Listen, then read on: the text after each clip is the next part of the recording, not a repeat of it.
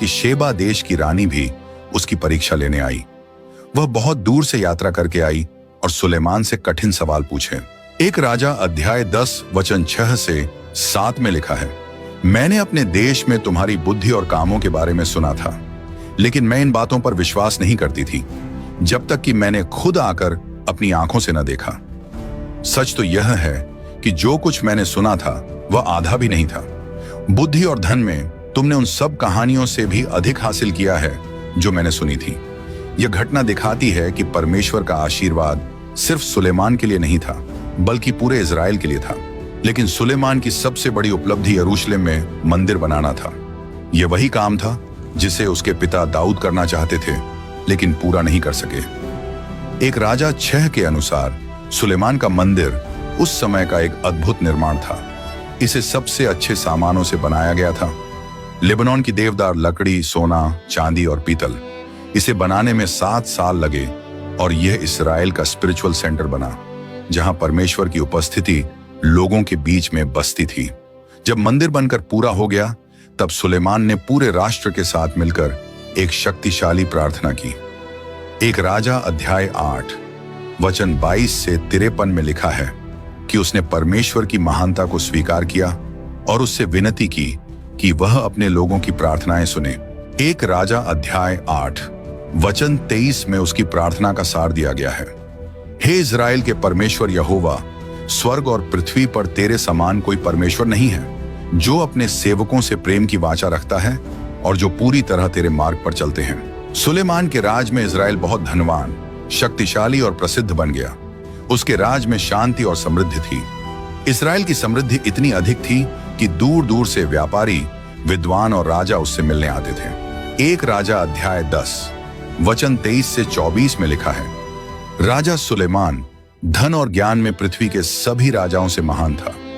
पूरी दुनिया के लोग सुलेमान के पास आते थे ताकि वह ज्ञान सुन सकें जो परमेश्वर ने उसके हृदय में दिया था। सुलेमान के पास बेहिसाब धन दौलत थी। उसने मिस्र से लेकर मेसोपोटामिया तक के व्यापार मार्गों पर अधिकार कर लिया था। इससे उसे सोना, चांदी, हाथी दांत, बंदर और मोर जैसी कीमती चीजें अलग अलग देशों से मिलने लगीं। एक राजा 10:22 उसके जहाज हर 3 साल में खजानों से भरे लौटते थे, जो दिखाता है कि उसकी शक्ति और व्यापार कितनी दूर तक फैला हुआ था।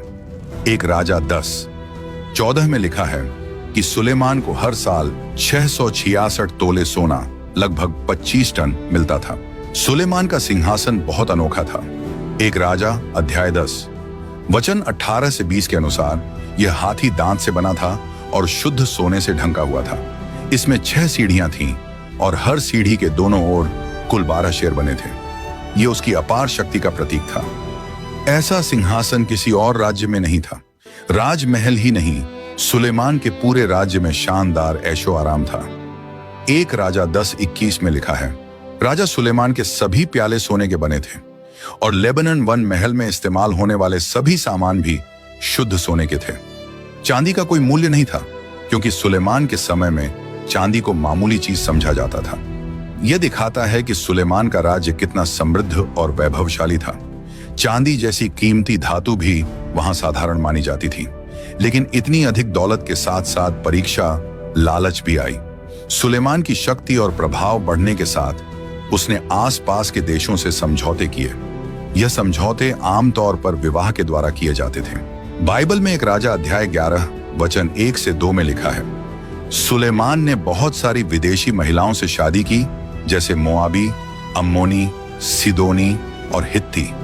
ये वे लोग थे जिनसे परमेश्वर ने इजरायलियों को शादी न करने की चेतावनी दी थी, क्योंकि वे उन्हें दूसरे देवताओं की पूजा करने के लिए भटका सकते थे।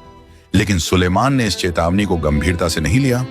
उसने 700 पत्नियां और 300 रखेलियां रखी।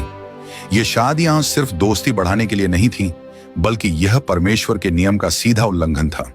परमेश्वर ने पहले ही कहा था, राजा को बहुत सारी पत्नियां नहीं रखनी चाहिए, नहीं तो उसका मन भटक जाएगा। जैसे जैसे सुलेमान बूढ़ा हुआ, उसकी विदेशी पत्नियों का उस पर गहरा असर पड़ने लगा। बाइबल में एक राजा 11:4 में लिखा है, जब सुलेमान बूढ़ा हो गया तो उसकी पत्नियों ने उसका दिल दूसरे देवताओं की ओर मोड़ दिया। वह अपने पिता दाऊद की तरह पूरे मन से अपने परमेश्वर यहोवा के प्रति वफादार नहीं रहा।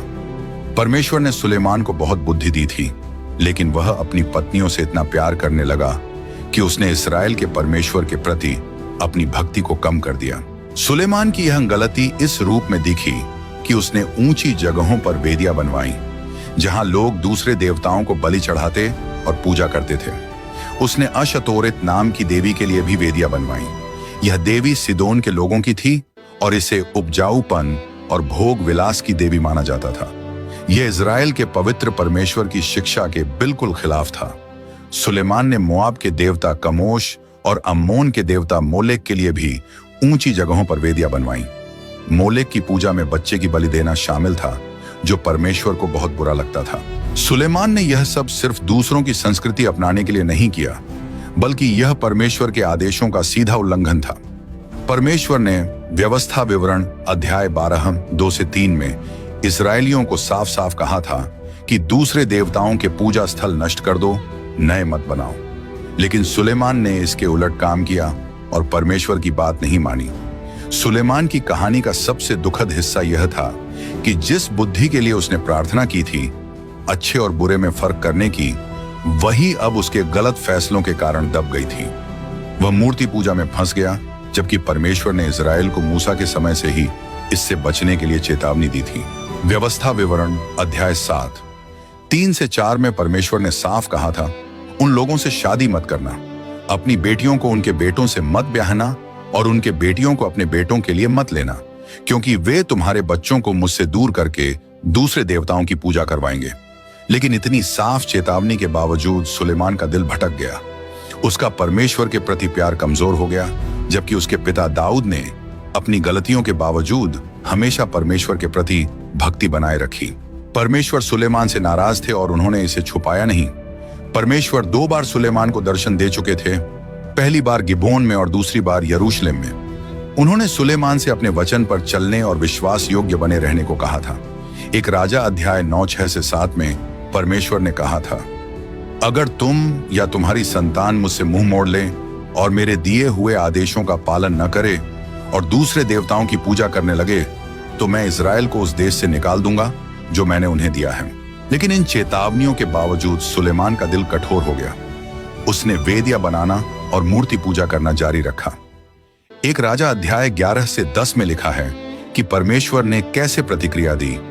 यहोवा सुलेमान से बहुत नाराज हुआ, क्योंकि सुलेमान का दिल इज़राइल के परमेश्वर से फिर गया, जो उसे 2 बार दर्शन दे चुका था।